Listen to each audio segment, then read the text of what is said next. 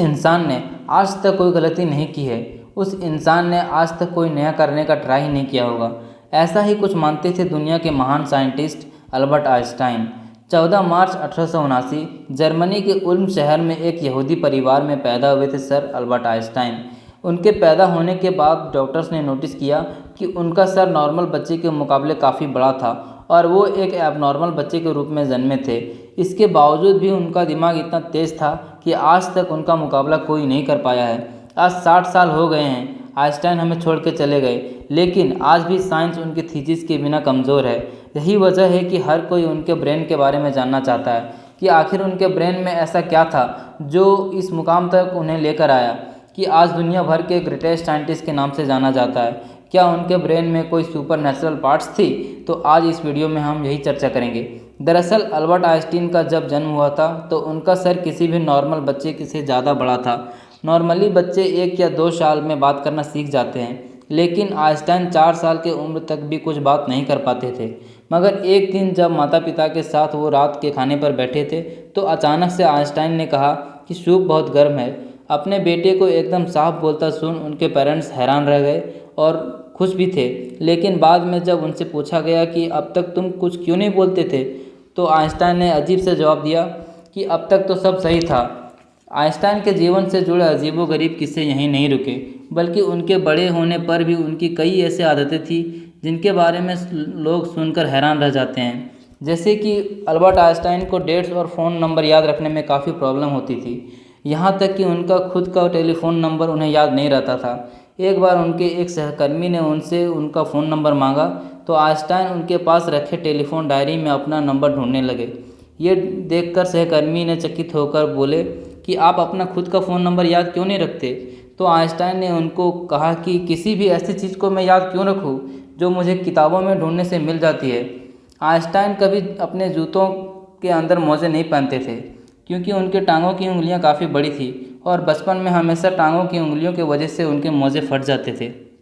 इसलिए उन्होंने मोजा पहनना ही छोड़ दिया। यहाँ तक कि वो अपने जूतों के फीते भी दूसरे से बंधवाते थे क्योंकि उन्हें अब जूतों के फीते बांधने नहीं आते थे। दोस्तों, आइंस्टाइन हमेशा कहते थे कि मेरे अंदर कोई ख़ास चीज़ नहीं है, पर मैं तो एक ऐसा इंसान हूँ जिसमें क्यूरियोसिटी कूट कूट कर भरी हुई है। लेकिन आपको ये जानकर हैरानी होगी कि आइंस्टाइन हमेशा से इतने बुद्धिमान नहीं थे, बल्कि वो बचपन में पढ़ाई में बहुत कमज़ोर थे। इसलिए बचपन में उनकी गिनती बेवकूफ़ बच्चों में की जाती थी। उनकी कुछ आदतों के वजह से उन्हें कुछ लोगों ने तो शारीरिक रूप से विकलांग भी कहना शुरू कर दिया था। खासकर उनके टीचर्स भी उन्हें पसंद नहीं करते थे क्योंकि वो सिर्फ साइंस और मैथ्स के अलावा हर विषय में फेल हो जाते थे। बचपन से आइंस्टाइन को किताबी ज्ञान से कोई इंटरेस्ट नहीं था।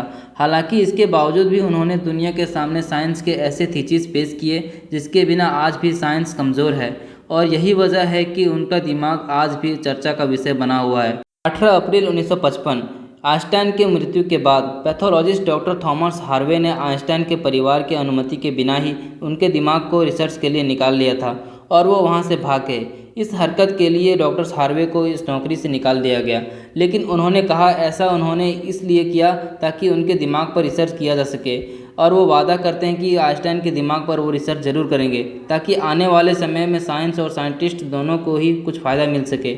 लेकिन रिसर्च के लिए परमिशन ना मिलने के कारण डॉक्टर हार्वे ने आइंस्टाइन के दिमाग को जार में बंद रखा, और बाद में आइंस्टाइन के बेटे हैंस अल्बर्ट आइंस्टाइन की अनुमति के बाद डॉक्टर हार्वे ने आइंस्टाइन के दिमाग पर रिसर्च करना शुरू किया। पहले उन्होंने आइंस्टाइन के दिमाग का वज़न किया जिसका वज़न 1230 ग्राम था, जो नॉर्मल इंसान की तुलना में काफ़ी छोटा था क्योंकि दरअसल दिमाग का वज़न करीब 1400 ग्राम होता है। इसके बाद डॉक्टर हार्वे ने आइंस्टाइन के ब्रेन को 2 से 40 भागों में टुकड़े किए और उन टुकड़ों को दुनिया भर के मशहूर रिसर्चर्स के पास भेज दिया ताकि वो अच्छे से देख सके कि आखिर आइंस्टाइन के दिमाग में ऐसा क्या था जो बाकी आम इंसानों में नहीं था। और उसके बाद डॉक्टर हार्वे ने आइंस्टाइन के ब्रेन टिश्यूज को 1000 माइक्रोस्कोपिक स्लाइड्स बनाए जिससे आइंस्टाइन के दिमाग का अच्छे से जांच हो सके। रिसर्च के दौरान ये पाया गया कि आइंस्टाइन के दिमाग में आम इंसानों से ज़्यादा सेल्स हैं। आइंस्टाइन के दिमाग का सेरेब्रल कॉर्टेक्स नाम का हिस्सा एक आम इंसान के दिमाग के मुकाबले काफ़ी अलग था। दरअसल ये सेरेब्रल कॉर्टेक्स दिमाग का एक ज़रूरी हिस्सा होता है जो सबसे जटिल दिमागी प्रोसेस के लिए मेन फैक्टर होता है। एक यही ऐसा हिस्सा होता है जो अजीबोगरीब तरीके से विकसित होता है, और ये साइंटिस्टों का मानना है कि यही वजह थी कि आइंस्टाइन का दिमाग बहुत असाधारण सोचता था। जब साइंटिस्टों ने आइंस्टाइन के ब्रेन को फर्दर एग्जामिन करना शुरू किया तो वो बिल्कुल हैरान रह गए कि उनके ब्रेन में एक पार्ट मिसिंग था, जिसके कारण से उनके ब्रेन का पैरिटल लोब का साइज़ 20% ज़्यादा था। और साइंटिस्टों का कहना है कि यही वजह थी कि आइंस्टाइन का मैथमेटिकल स्किल और चीज़ों को इमेजिन करने का पावर नॉर्मल ब्रेन से ज़्यादा था, और उनके दिमाग में न्यूरॉन की डेंसिटी 17% ज़्यादा थी। इस वजह से आइंस्टाइन को ज़्यादा ब्रेन पार्ट मिलता था। साइंटिस्ट के मुताबिक आइंस्टाइन को कंसंट्रेशन और दूरदर्शिता और उससे कई ज़्यादा था। साइंटिस्ट का कहना है कि आइंस्टाइन के ब्रेन में ज़्यादा फोल्ड था, जो उनकी इंटेलिजेंसी का एक और भी कारण था। आइंस्टाइन का दिमाग 40 टुकड़े के रूप में अमेरिका के फिलाडेल्फिया शहर के मटन म्यूजियम में प्रिजर्व किया गया है। दोस्तों, आज साइंस ने कितनी तरक्की कर ली है, लेकिन इसके बावजूद आज भी आइंस्टाइन के दिमाग और उनकी इंटेलिजेंसी एक पहेली बनी हुई है। लेकिन साइंटिस्टों को आशा है कि फ्यूचर में किसी बेहतरीन टेक्निक के ज़रिए आइंस्टाइन के दिमाग को और भी बेहतर तरीके से जानने में कामयाबी हासिल होगी। डॉक्टर हार्वे ने आइंस्टाइन के दिमाग के साथ जो किया वो क्या सही था या गलत, इसके बारे में आपकी राय हमें कमेंट बॉक्स में ज़रूर बताइए। दोस्तों, आज के लिए बस इतना ही। आशा करता हूँ कि ये वीडियो आपको पसंद आया होगा। तो फिर मिलते हैं अगली वीडियो में किसी मज़ेदार विषय के साथ। अगर आपको ये वीडियो अच्छा लगा तो प्लीज़ इस वीडियो को लाइक कर दीजिएगा और चैनल को सब्सक्राइब करके बेल आइकन को प्रेस कर दीजिएगा। थैंक यू, धन्यवाद।